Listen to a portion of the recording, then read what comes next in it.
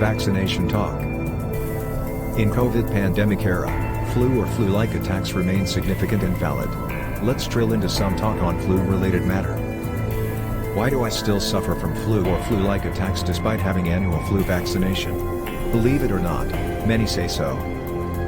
Yes, you are probably aware that despite flu jabs, many still suffer from flu or flu-like illnesses. It's simple to explain due to following multifactorial. Flu viruses mutate easily, hence vaccine protection is not 100% over time. An updated flu vaccination annually may help to some extent.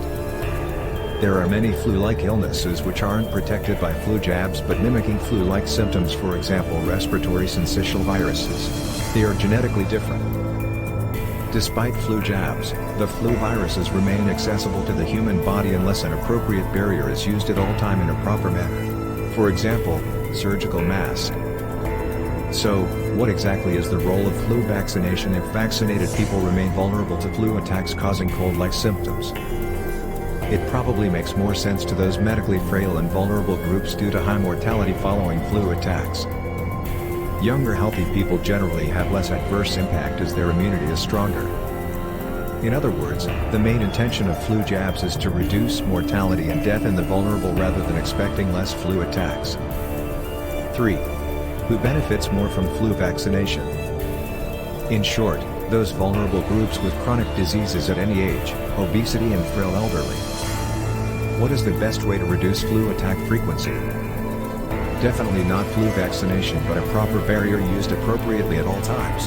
In fact, people reported less cold illness with regular facial mask use over this COVID pandemic period. An inappropriate use of a mask causes vulnerability. 5. What other ways to fight flu or flu-like viruses? A well-maintained immunity helps. In fact, you may imagine a well-trained army. Immunity tends to utilize a given weapon, vaccination-induced antibodies, more efficiently. Why do many people expect antibiotics when it comes to flu or cold symptoms? There is no solid answer to this. Though antiviral agents exist, no specific oral antiflu virus agents are ever medically indicated to be of use for seasonal flu. Perhaps this inadvertently encourages inappropriate use of antibiotics for those who expect something following a doctor shopping. When do we start thinking of antibiotic prescription in flu-like illness? There is no easy way to nail down the answer. Perhaps to consider when one is suspected of secondary bacterial infection following a flu attack. This means when a pneumonia diagnosis is expected, a prolonged flu symptoms with possible bacterial bronchitis or a vulnerable person who appears sicker. Is the color of sputum, phlegm, a good indication if antibiotic prescription is beneficial? The answer is no.